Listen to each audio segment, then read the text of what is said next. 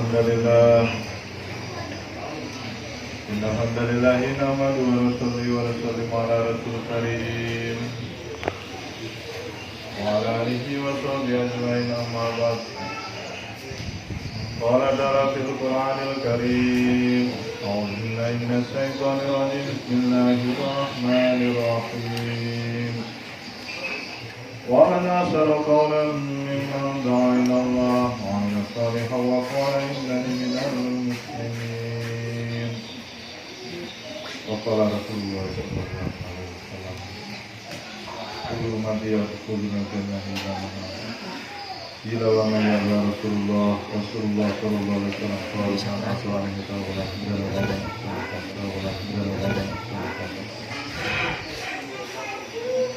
Bapak-bapak, ibu-ibu, hadirin yang sama-sama harap ridho Allah Subhanahu wa taala. Kita hidup di dunia ini tidak lama. Hanya 60-70 tahun saja.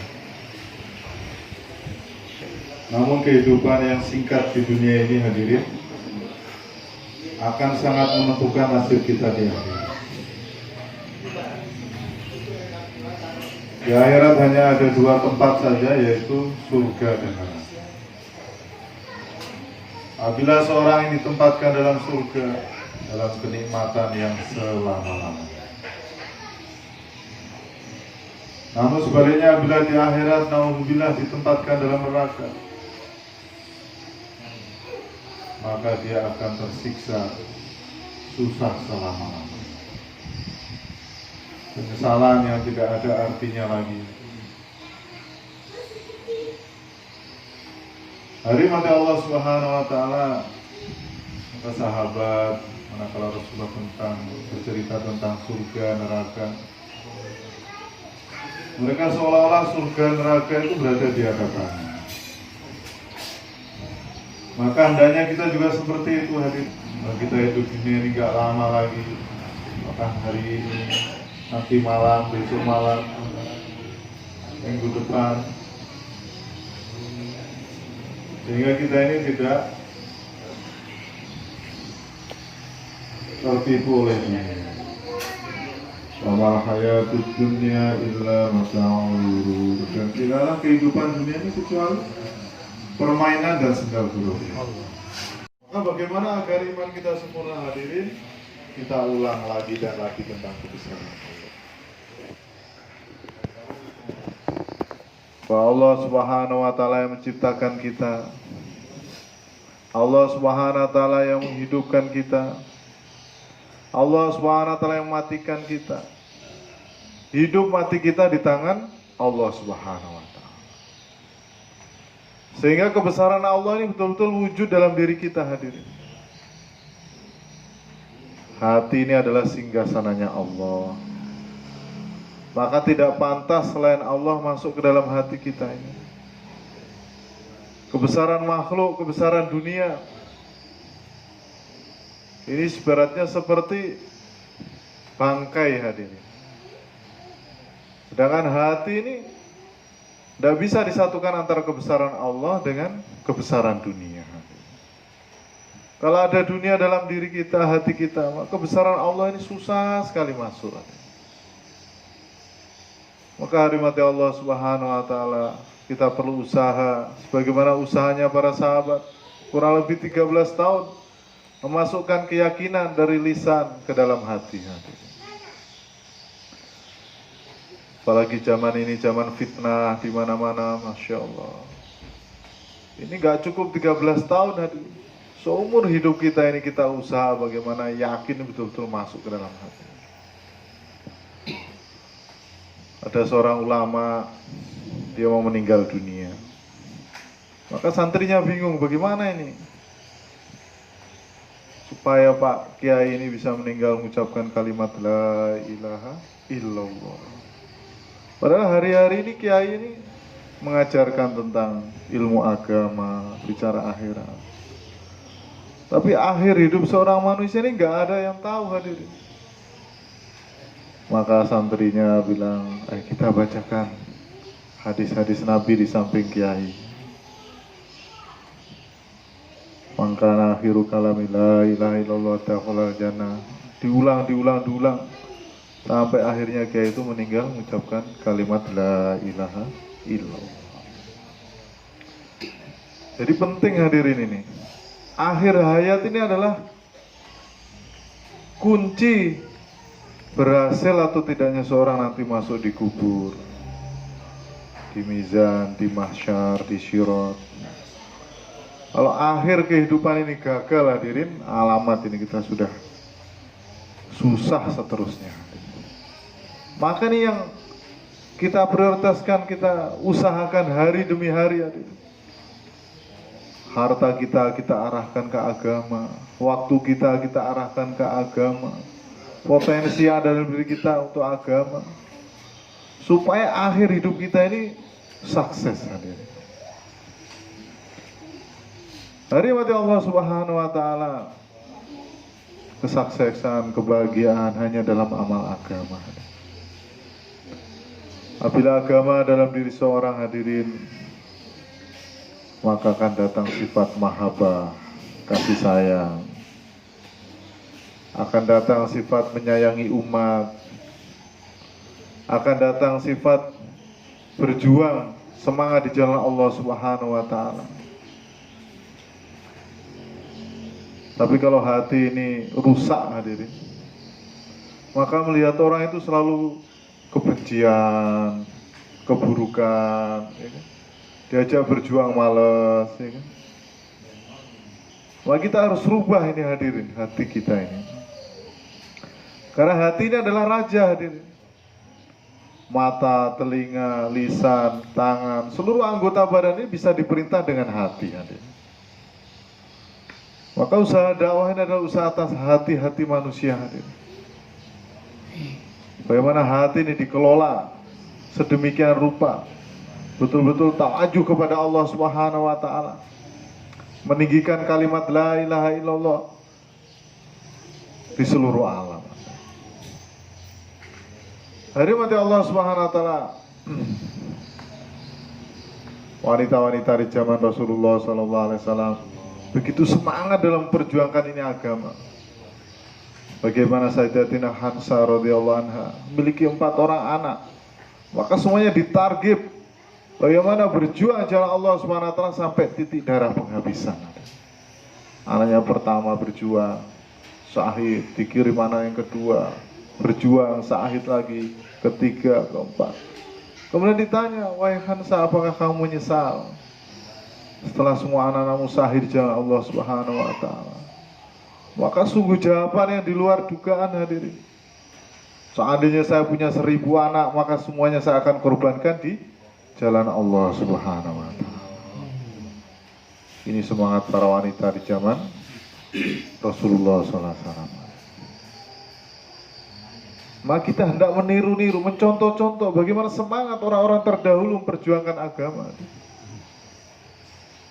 Sehingga hasilnya agama ini sampai tersebar di seluruh alam.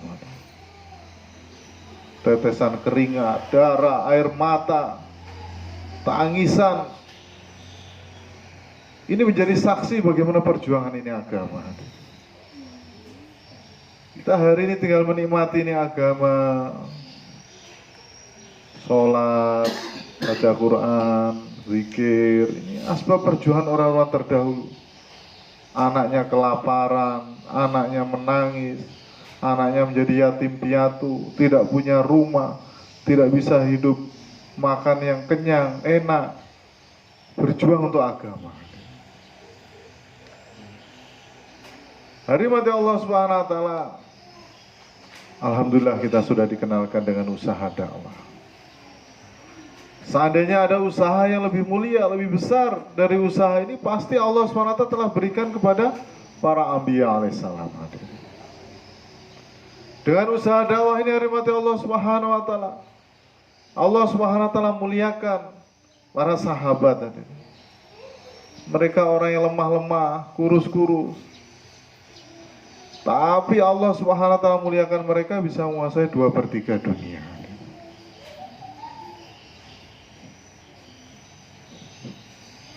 Zaman keemasan, prestasi yang tidak tertandingi, Masya Allah. Ini mewujudkan, menunjukkan bahwa sejarah Islam itu pernah jaya hadirin. Dalam kitab Fadilah Amal tentang kemerosotan umat yang disusun oleh Syekh Inamul Hasan itu menunjukkan bahwa 1350 tahun yang lalu, ya kan, terpancar cahaya hidayah dari Mekah Al-Mukarramah ke seluruh penjuru dunia. Sanjungan, kemuliaan, kehebatan, zaman keemasan Islam seluruh dunia mengakui hadirin. Tapi hari ini kemerosotan ada di mana-mana, kehinaan ada di mana-mana, saling mencaci, memaki, merendahkan, memecah belah umat Islam, seolah-olah pertolongan Allah SWT tidak tahu kapan datangnya. Berbagai macam usaha telah dilakukan para alim ulama dengan pondok pesantrennya, dengan zikirnya, ceramah-ceramahnya, di podium, di media-media. Tapi umat Islam bukan tambah jaya, tapi tambah merosot. Ulama telah bertukus rumus bagaimana Islam bisa jaya kembali. Hari mati Allah Subhanahu wa taala, maka Syekh Ilyas rahmatullah alaih 100 tahun yang lalu, tahun 1920, dipilih oleh Allah Subhanahu wa taala untuk mulai kerja yang mulia ini. Dari kampung Wewat, di mana orang-orang terbelakang tidak berpendidikan, Maulana Ilyas mengawali usaha dakwah ini hadir. Maka hari mati Allah Subhanahu wa taala, Syekh Ilyas rahmatullah alaih bentuk satu jamaah 3 hari. Maka beliau katakan dunia berubah. Karena heran ini mulai dia sudah gila ya. Kenapa mengatakan berubah dengan pengeluaran jamaah 3 hari? Hari mati Allah SWT, saya lihat rahmatullah alaih datang kepada para alim ulama, menyampaikan dengan dakwah inilah nanti Islam yang akan kembali jaya. Maka ulama betul ini Maulana, tapi siapa? Siapa yang mau mengerjakan ini siapa? Katanya. Maka dengan terbentuknya jamaah 3 hari itu hadirin, maka saya langsung mengatakan dunia berubah. Jadi kurang lebih sudah 100 tahun hari ini, 2020 usaha dakwah ini telah menyebar ke seluruh penjuru dunia, hampir 258 negara. Dengan kalimat yang sama, kalimat tauhid, dengan cara dakwah yang sangat sederhana. Orang buta huruf, orang kampung, orang cacat pun bisa melakukannya. Duduknya kita di sini, hadirnya kita di sini ini asbab keberkahan dari dakwah Maulana Ilyas. Siapa yang bisa mengira dengan dakwah ini orang menyerahkan rumahnya untuk dipakai selama 3 hari program Masturah hadirin, dengan mengikhlaskan ikram kepada tamu-tamu yang datang hadirin, diantar ke sana kemari jamaah, masya Allah. Kalau bukan dengan usaha dakwah ini mustahil hadirin. Seorang penjual bakso anaknya menjadi hafiz Al-Quran, menjadi alim, alimah, hafiz-hafizah. Ini nggak bisa dipungkiri bahwa usaha dakwah ini telah diterima oleh Allah Subhanahu wa taala. Sekarang masalahnya, apakah diri kita ini diterima tidak oleh Allah Subhanahu wa taala dalam usaha dakwah ini? Kehormati Allah Subhanahu wa taala. Setiap 100 tahun ini Allah SWT akan kirimkan mujadid, pembaharu-pembaharu dalam agama. Maka saya lihat ditanya, saya apakah engkau ini mujadid membarui agama? Bukan. Pembaharu agama itu adalah orang yang datang dari rumah ke rumah menyampaikan agama. Mudah-mudahan termasuk diri kita ini. Hari mati Allah Subhanahu wa taala. Ini kekuatan dakwah, ini kekuatan yang sangat dahsyat hadirin. Bisa merubah dunia, bisa merubah cara berpikir manusia, bisa merubah segala-galanya. Seorang preman, kemudian dia insaf, hijrah, dia belajar di pondok pesantren menjadi hafiz Al-Quran. Seorang yang dulunya tidak kenal agama, dengan ikut dakwah, maka dia amalkan agama, akhirnya dia menjadi seorang yang ulama. Hari mati Allah Subhanahu wa Ta'ala. Ada cerita ini, Masya Allah. Ini ada segerombolan anak muda ini tersesat masuk dalam gua karena kehujanan nanti. Gak tahu mau kemana, hujan lebat malam hari. Akhirnya mereka sepakat masuk ke dalam sebuah gua. Keadaan di luar yang begitu dingin, maka anak muda tadi ini menyalakan api unggun dalam gua itu. Maka sambil kedinginan, duduk termenung, baju basah, ya, mereka mengamati dinding-dindingnya dalam gua itu. Maka mereka penasaran, kemudian mendekat. Apa yang ada dalam dinding gua itu? Mereka bersihkan kotoran-kotoran yang ada di dinding itu. Ternyata berbentuk pahatan lukisan orang yang sedang melakukan bela diri, jurus-jurus silat. Maka anak muda tadi secara tidak sengaja mengikuti gerakan-gerakan yang ada lukisan di dalam dinding itu tadi, hadirin. Hari mati Allah Subhanahu wa Ta'ala, singkat cerita, dia sudah ikuti semua gerakan dalam dinding gua itu. Maka datanglah pagi, hadirin. Maka di pagi hari dia keluar dari gua itu, melihat matahari sudah terbit, sudah terang benderang. Maka dia ulangi gerakan yang tadi malam dia ikuti di lukisan dinding itu, hadirin. Sekali, dua kali, tiga kali. Akhirnya tangannya itu diarahkan ke sebuah batang pohon, pohon pun itu tumbang. Wah. Allahu Akbar. Kaget itu anak muda. Apa yang terjadi ini? Masih belum tahu kenapa bisa terjadi kehebatan seperti ini. Datang seorang kakek tua mengatakan, "Loh, kenapa kamu kaget? Gerakan yang kamu lakukan itu adalah gerakan tenaga dalam yang mendatangkan tenaga yang sangat dahsyat. Jangankan itu pohon, gunung pun bisa hancur," katanya. La ilaha illallah. Ini sebuah tamsil, hadirin. Sebuah tamsil orang yang ikut dalam usaha dakwah ini. Dalam dakwah ini kita disuruh musyawarah, taklim masjid, taklim rumah 2,5 jam, jaulah 1, jaulah 2, nisab 3 hari. Kita ini nggak tahu apa-apa. Apa maksudnya musyawarah? Apa kok disuruh ketok-ketok pintu ini? Kita ini ngikut saja arahan-arahan dari orang-orang tua kita. Tapi, Masya Allah, perubahannya kok dahsyat. Tidak pernah ketinggalan sholat berjamaah di masjid. Di kantongnya selalu ada mushaf Al-Quran. Di kantong kirinya ada tasbih. Di kantong tangannya kanannya ada minyak wangi. Ada siwak. Orang-orang pondok pesantren tuh heran loh. Ini Pak Azhar ini orang nggak pernah mondok kok. Masya Allah, kalah kiai dengan yang sudah 10 tahun di pondok. La ilaha illallah.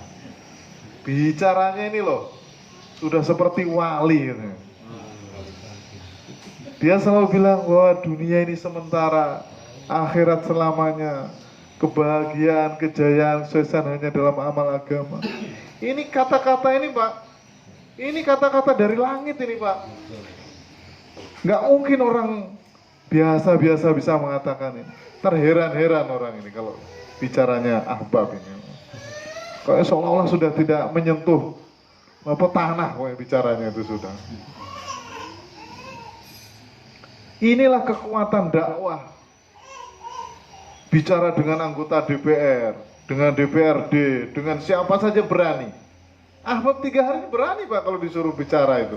Karena bicarakan ini di atas yang dipelajari orang-orang pada umumnya.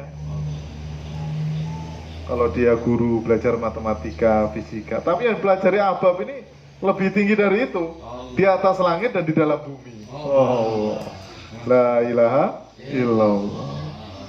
Makanya kalau mutakallim bicara itu Pak, itu preman yang anting-anting, rambutnya pang, itu langsung terdiam karena dibicarakan ini bukan perkataan yang biasa ini.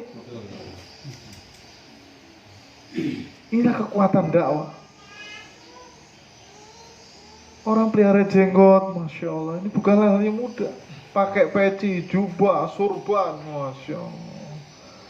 Dipanggil Pak Haji, dipanggil Ustadz. Inilah kehebatan dakwah. Allah SWT tutupi aib-aibnya, dan Allah SWT buka kebaikan-kebaikan dalam dirinya. Ibu-ibu di balik hijab, Masya Allah, dengan kekuatan dakwah, bisa pakai cadar, pakai niqab, Masya Allah. Inilah hari mati Allah Subhanahu wa Ta'ala. Kekuatan dakwah. Ibu-ibu di rumah buat taklim rumah, halaqah Al-Quran, kemudian halaqah 6 sifat, mudzakarah, tazkir, musyawarah. Ini nggak tahu apa maksudnya ini. Tapi secara tidak langsung dari rumah kita, anak-anak kita pengen masuk pondok pesantren, pengen jadi hafiz, alim. Apakah ini yang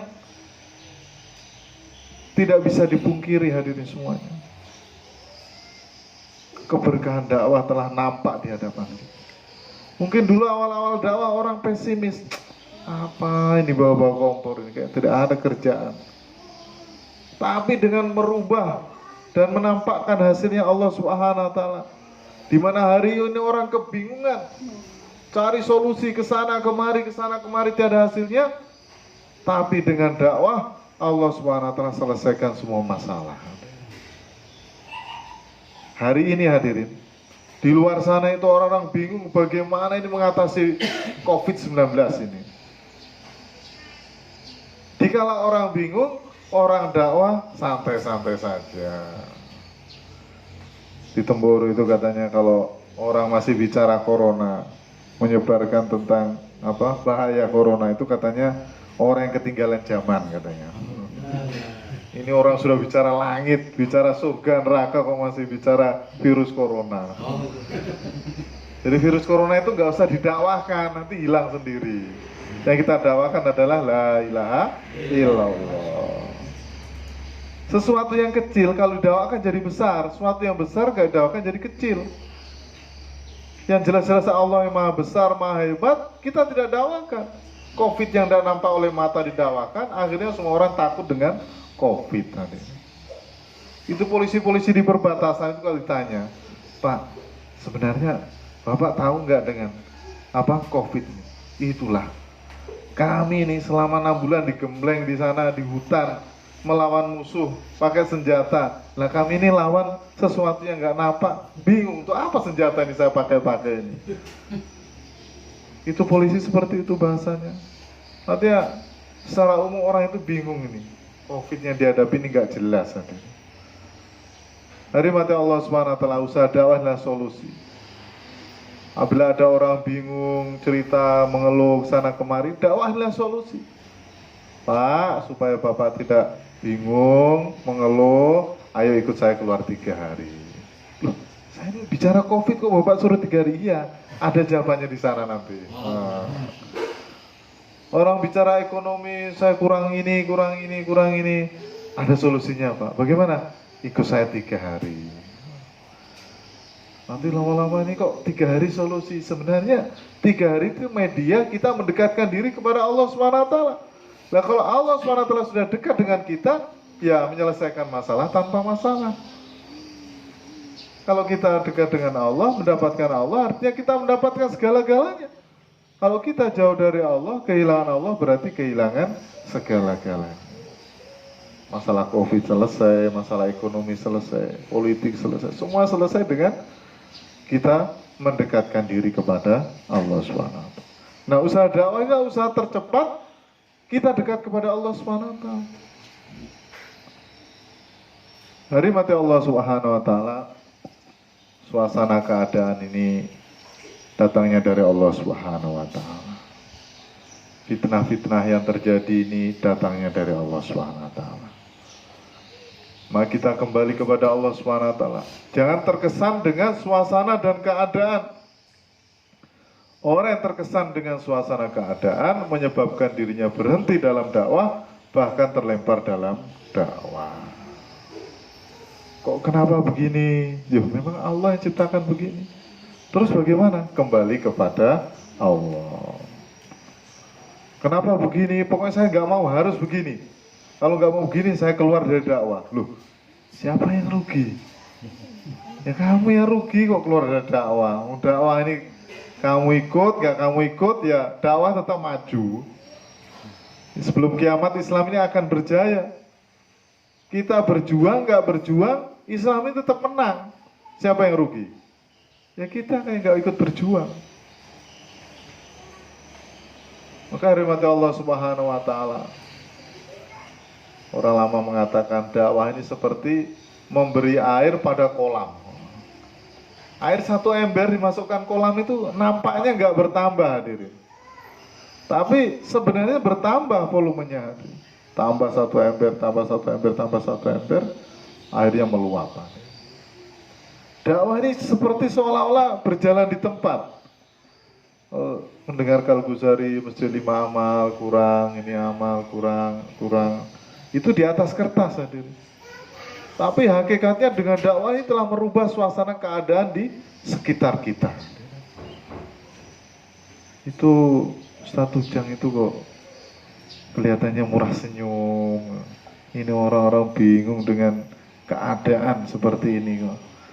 Iya, karena dia ikut usaha dakwah, maju mundurnya ekonomi, harga mahal semua ini kan karena Allah lah. Kalau kita ikut dakwah, beres semuanya.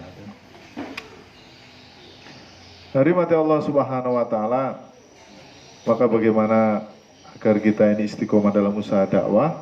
Maka kita harus bergerak.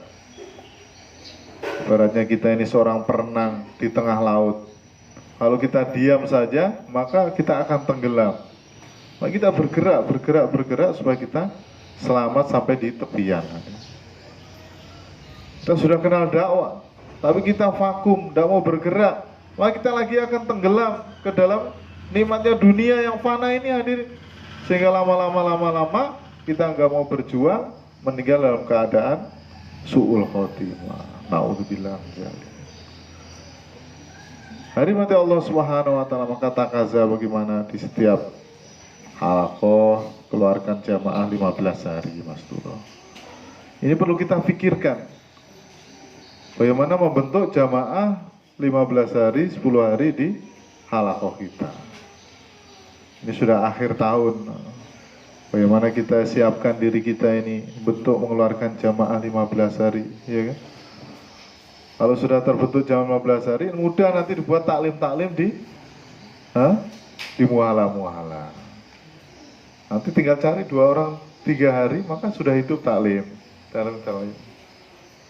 Kalau 5 orang yang keluar 15 hari Masturah hadir, artinya itu bisa 5 tempat lagi dibuat taklim Masturah mingguan.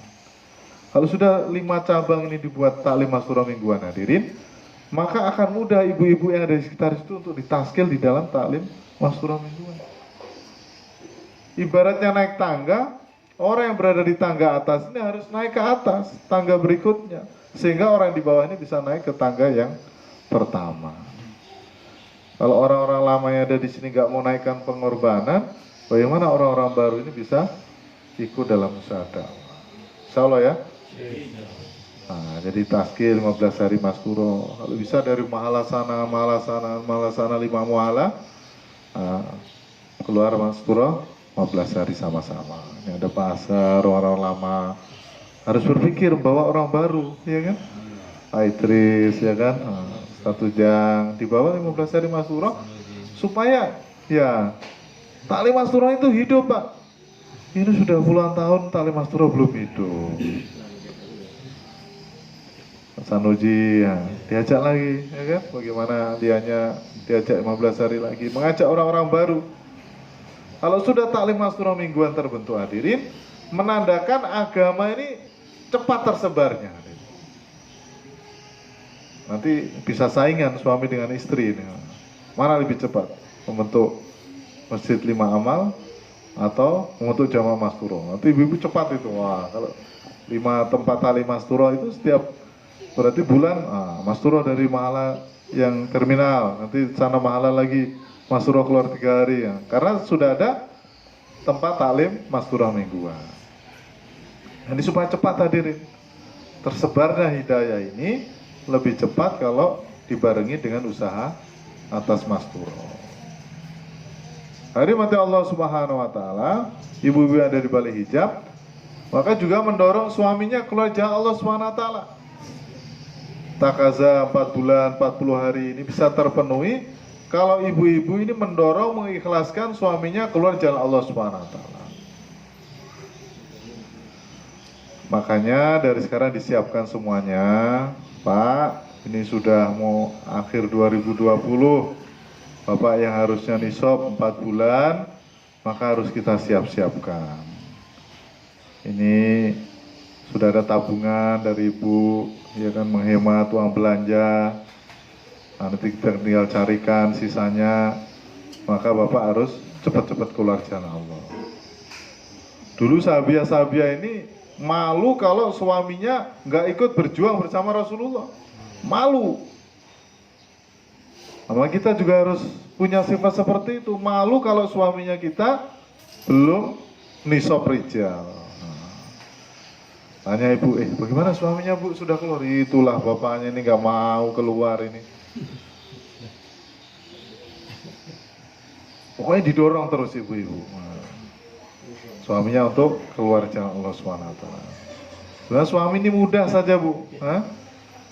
Pokoknya waktunya nisab, ini beddingnya, ini tasnya, silahkan keluar 3 hari. Kalau kamu nggak keluar nisab, pokoknya nggak ada jatah untuk 3 hari ini. Pasti suami itu sudah nggak di rumah betah, sudah keluar saja. Jadi ini berjuang sama-sama antara suami dengan istri hadirin, ya kan? Tapi kalau sudah waktunya nisab itu pengalaman suami itu bawaannya malas gitu, sakit. Kenapa pekan 4 ini waktunya nisab 3 hari, Pak Azhar ini sudah mulai sakit kepala, demam gitu. Maka istri harus sebagai istri sahabat, ya kan? Kamu ini pura-pura saja sakit ini. Keluar sana, tidak, sakit sekali kepalaku ini. Tidak ada itu. Berangkat saja. Jadi ibu yang harus mendorong suaminya. Jangan nanti suami waktunya nisab pekan keempat keluar 3 hari. Kenapa anda keluar? Aduh sakit sekali kepala. Ya kalau begitu istirahat saja dulu. Sini saya pijit-pijit. Tidak keluar itu. Nah, makanya ibu-ibu di balik hijab harus mendorong suaminya ini. Kalau waktunya nisab 3 hari, 40 hari, 4 bulan kan, ya kan? Nah apa-apa berpisah di dunia karena agama, nanti di akhirat akan dikumpulkan oleh Allah SWT selama-lamanya. Daripada di dunia kita ngumpul terus, ya kan? Banyak sekali masalah, sering berselisih. Tapi kalau keluar 4 bulan, pulang-pulang jadi pengantin baru lagi.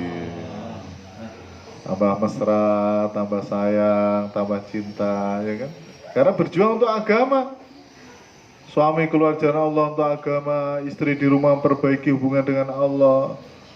Dia lebih mudah amalkan agama. Kalau ada suami repot bu, udah ada dikasih ikan, minta ayam, dimasakkan ayam, minta daging, macam-macam dia minta. Udah capek seharian, malam diajak lagi. Wah, tambah mati. Tapi kalau suami 4 bulan, nah ibu-ibu di rumah tahajud, bisa leluasa, baca Quran, bisa panjang-panjang, ya kan, zikir panjang-panjang. Enak bu. Makanya suruh keluar suami, jalan Allah SWT. Sehingga hari mati Allah SWT, semua pahala suami-suami yang keluar jalan Allah akan mengalir semuanya ke ibu-ibu tanpa mengurangi pahala suaminya.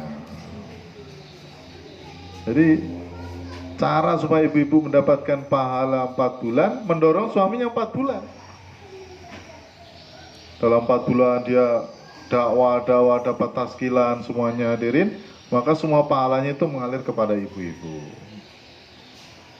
Nah, makanya pulang ini nanti ibu dibicarakan sama suaminya. Katanya Mubayyin, bentuk jamaah cash ini dari Halako Parigi ini. Nah, bagaimana ini? Nah, 4 bulan 40 hari sudah berapa jamaah? Iya, ada nama saya satu di situ. Sudah. Sekarang kita siapkan semuanya. Seperti orang menikah itu, Bu. Mau menikahkan anak itu kan dipikirkan semuanya kan. Ini yang disiapkan, ini yang harus dibeli, ini harus yang dipenuhi kayak gitu. Nah, keluar 4 bulan, 40 hari juga seperti itu. Yang dibawa berapa, yang ditinggalkan berapa. Kalau urusan ini siapa yang handle, urusan ini. Diselesaikan seperti itu berdua dengan suaminya. Nanti bapak dan ibu akan menjadi raja dan ratu di surga. Mati Allah SWT. Kemudian bagaimana kita sama-sama memikirkan masjid kita. Masjid ini merupakan jantung di kampung kita. Bagaimana suami-suami ini didorong untuk banyak waktu di masjid. Pak, ibu rela kalau dalam satu hari bapak 8 jam di masjid. Sisanya nanti untuk kerja dan di rumah. Kalau suami di masjid jangan ditelepon nih, sudah pulang ini, sudah ini, beli galon dulu, ini gas habis ini. Jadi suami juga fokus di masjid. Nanti suami biarkan di masjid, dia dakwah, baca Quran, silaturahim, khususi, takasa, sehingga suami kita ini menjadi pejuang. Kalau ditanya kenapa kok ibu izinkan, iya suami saya ini pejuang agama, maka saya izinkan dia di masjid lama-lama. Terus ibu-ibu di Bali Hijab bekerja sama dengan suaminya. Bagaimana masjid ini bisa makmur? Suaminya mengajak orang-orang datang ke masjid. Ibu-ibu yang di rumah menyediakan makanan dibawa ke masjid. Ada pisang goreng, ada ubi goreng, ada jagung rebus, kopi, teh. Kasih suaminya, Pak, ini untuk masjid. Mudah-mudahan masjid kita menjadi makmur. Insya Allah ya. Harus kerjasama suami dengan istri. Suami sudah berbusa-busa bayan, tidak ada satupun yang ikut. Tapi ibu di Bali Hijab, Pak, ini ada pisang goreng, 1 piring kasih ke masjid, Pak. Jadi suaminya bayan 4 jam tadi itu hanya dikasih 1 piring pisang goreng itu, akhirnya orang-orang makan pisang goreng semuanya. Ini pahala setiap orang yang makan di masjid mengalir kepada ibu-ibu. Nah, ini karena hari ini nggak ada kerjasama yang baik suami dan istri menghidupkan masjid, sehingga masjid-masjid hari ini kosong. Coba kalau masjid itu ada dispenser, ada kopi, teh, susu, pisang goreng, ubi goreng, kira-kira rame nggak masjid kita ini? Orang yang tidak ke masjid pun akan ke masjid. Di sana ada pisang goreng ya, ke masjid yuk. Itu kerjasama yang baik, ya. Makanya kenapa di Temboro itu kok masjidnya kok rame begitu. Saya perhatikan setiap masjid ada dapurnya, dan dapur itu nggak pernah sepi dari makanan. Bahkan sekarang saya lihat ini sudah masjid banyak kulkas-kulkasnya. Minuman segar kalau siang di luar masuk ke situ gitu. Bahkan kalau di Malaysia kemarin itu, ada tempat pijitnya itu. Pasar itu paling senang itu kalau mau pijit. Masukkan uang koin itu, cereng, dipijit yang getar itu. Ada minuman yang dingin itu kan, gratis semuanya ya. Kenapa kita nggak bisa buat ya? Harusnya kalau kita kerjasama bisa. Kenapa itu Toboli rame? Karena terkenal dengan lalampahnya. Kenapa Mahala ini sepi? Karena nggak ada lalampahnya. Coba Mahalanya Ustaz jangan dikasih lalampah, pasti orang belok ke sini semua nanti. La ilaha illallah. Nah, ini perlu dipikirkan ini. Kan tadi saya tanya Pak Soni, kok terminalnya sepi ya Pak? Ya karena nggak ada magnetnya sehingga orang datang ke situ. Tadi di masjid airnya aja susah, sehingga orang nggak ada air di sana. Tapi kalau disediakan airnya, kopinya, tehnya, lalampanya. Kita dari Palu ke masjidnya Pak Ujang saja. Allah. Hari mati Allah SWT, ini pentingnya kerjasama bapak-bapak dan ibu-ibu, ya kan? Nanti dengan asbab ini hidayah akan turun di kampung kita. Anak-anak kita menjadi hafiz, alim. Dengan asbab kita berkhidmat untuk agama. Bagaimana Siti Maryam berkhidmat untuk agama, maka agama tersebar ke seluruh alam. Hari ini orang berkhidmat di hotel, akhirnya hotel menjadi rame. Orang berkhidmat di SPBU, SPBU menjadi rame. Orang berkhidmat di pasar, pasar menjadi rame. Makanya kita rubah khidmat ini, kita khidmat di masjid kita. Insya Allah tidak dalam waktu yang lama masjid kita ini akan berbondong-bondong orang belajar agama. Berbondong-bondong orang untuk berjuang agama. Hari mati Allah Subhanahu wa Ta'ala. Jadi itu tanggung jawab kita, dai dan daiyah. Kemudian hari mati Allah Subhanahu wa Ta'ala di rumah kita. Bagaimana setiap rumah kita ini hadirin? Masya Allah. Orang yang datang fikir dunia, pulang bawa fikir agama.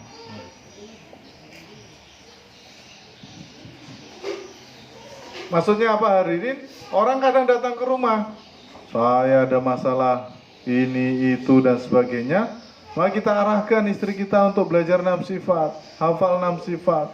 Target orang yang datang dengan 6 sifat hadirin, kita arahkan orang yang datang bertamu ke rumah kita untuk amalkan agama. Sebagaimana Sayyidatina Fatimah radhiyallahu anha disuruh oleh Sayyidina Ali, wahai istriku, saya mendengar bahwa baginda Rasulullah SAW mendapatkan kiriman budak hamba sahaya. Bisa nggak kira-kira engkau minta satu untuk membantu meringankan tugas di rumah? Tapi waktu Sayyidatina Fatimah datang menjumpai Rasulullah mengajarkan kalimat-kalimat. Dengan kalimat itu Allah SWT ringankan beban urusan di rumah Sayyidatina Fatimah radhiyallahu anha. Nah, kita juga seperti itu hadirin. Orang datang ke rumah kita, jangan diajak berghibah, gosip, tapi diajak, diarahkan fikirnya untuk agama. Rumah kita dengan kesederhanaan, rumah kita dihiasi dengan amal-amal rumah, taklim rumah, dan seterusnya. Maka orang yang datang ke rumah kita itu merasa tenang, nyaman. Wah, ini rumahnya sederhana, tikarnya dari tikar yang terbuat dari pandan, tapi kok terasa sejuk. Rumah saya ini AC bagus, karpetnya kok jadi panas. Sejuk dan panas ini yang membuat Allah SWT. Di mana rumah dihidupkan amal agama, maka akan terasa sejuk rumah itu. Nah, maka bagaimana kesejukan dalam rumah kita ini kita sampaikan. Kalau pengen sejuk, rumah hidupkan taklim rumah, hidupkan halaqah Quran, halaqah 6 sifat, ada musyawarah di rumah. Terus bagaimana bisa seperti itu? Ajak suaminya dulu keluar 3 hari. Biar suaminya itu membimbing nanti menghidupkan amalan rumah di rumahnya ibu. Terus bagaimana suami keluar 3 hari? Suruh dia ke masjid. Nanti ketemu suami saya di sana. Nanti biar keluar 3 hari sama-sama suami saya. Ini bahasanya wanita lembut. Tapi nanti dia pulang ke rumahnya, maka dia sampaikan ke suaminya, Pak, ini kok hidup sudah lama kok seperti ini, perasaan gak tenang, banyak masalah. Mungkin ada yang keliru dalam hidup kita. Maksudnya ibu, itu saya lihat tetangga itu, Pak Jenggot itu kok kelihatan rukun sekali. Rumahnya sederhana, tapi kok terasa nyaman, anak-anaknya bagus-bagus, belajar agama. Saya juga pengen, Pak. Terus, ya kalau bisa Bapak ikutlah itu sama suaminya, keluar-keluar 3 hari itu. Oh iya, saya coba dulu ya. Ini asbab istri yang dakwah di rumah tadi hadirin. Akhirnya suami tetangga tadi bisa cash keluar 3 hari bersama dengan suami kita. Setelah itu ajak lagi Mas Turo. Kemudian dia hidupkan amal di rumah. Masya Allah. Akhirnya tetangga yang lain juga iri. Oh, itu ibu kok sudah berubah ya, dulunya nggak nutup aurat, sekarang nutup aurat secara sempurna.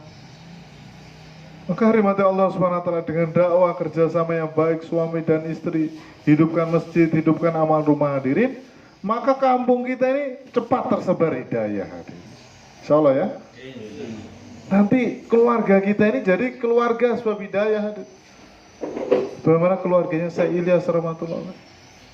Di Tenggoro keluarganya almarhum Kiai Mahmud.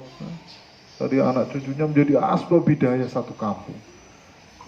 Seluruh Indonesia jadi asbab hidayah, datang berbondong-bondong.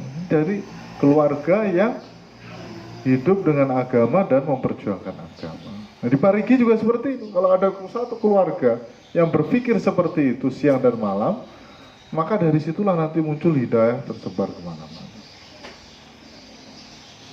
Hari mati Allah Subhanahu wa Ta'ala. Jadi tanamkan dalam diri kita ini bahwa ini dakwah ini mudah. Jangan merasa jadikan beban. Aduh, keluar lagi nih pasti bayan ini cucunya taskil lagi nih. Berat sekali. Tidak. Iya kan? Ringan. 3 hari itu ringan sekali. Kalau buku ya, iya kan? Antara buku dunia dan buku akhirat gitu ya. Kalau buku dunia itu kelihatan sampulnya itu bagus, indah, lux gitu ya. Tapi pas dibuka dalamannya itu, woi banyak sekali masalah. Itulah dunia. Tapi kalau buku bab taskil itu, kelihatannya luarnya aja yang ini kok bukunya sudah kusam ini, lama ini, digigit rayap lagi. Nah, pas buka di dalamnya, Masya Allah. Keluar 3 hari mana yang susah? Coba saya tanya, ada yang susah keluar 3 hari? Gak ada yang susah hadirin. 3 hari enak, bersama suami digandeng. Nah, coba kalau nggak keluar 3 hari, mana digandeng sama suami? Eko duluan Jo, sana ya, tunggu di motor. Sana tuh nyusul. Tapi kalau 3 hari, Umi Azhar, panggil ke masjid sama-sama ke mobil ya kan. Mulakot berdua ya kan. Di ruangan ya kan sangat indah sekali. Coba kalau di rumah ketua, sana makan, ambil sendiri. Tapi kalau ini dilayani, Masya Allah kayak saya, baru 3 hari. Kalau 15 hari, 10 hari, Masya Allah. 40 hari lagi, Masya Allah. Inilah kehidupan yang sangat-sangat diharapkan dalam dakwahnya adalah keluarga sakinah mawaddah warahmah. Nanti orang lain tuh heran, itu orang kok rukun sekali, gandengan gitu kan. Masya Allah. Insya Allah ya, jadi kita bentuk jamaah, ya ibu-ibu dari Bali Hijab, 10-15 hari, kalau bisa akhir tahun ini ada beberapa jamaah rangka kemarin dari bapak-bapaknya, tinggal dicocokkan dengan ibunya ya. Bapaknya sudah oke, tinggal ibunya. Kalau di rumah, kalau bapaknya ditanya itu, saya tergantung uminya. Nah, sekarang uminya ditanya, tergantung abinya. Tidak ketemu ini. Makanya ini taskil nanti dicocokkan, ada taskil bapak-bapak, ada taskil ibu-ibu. Nah, berarti sebenarnya mana ini yang tidak mau keluar ini? Nah, bapaknya atau ibunya? Jadi mati Allah Subhanahu wa Ta'ala. Insya Allah ibu-ibu yang ada di Bali Hijab silahkan saling taskil. Nanti setelah itu baru doa.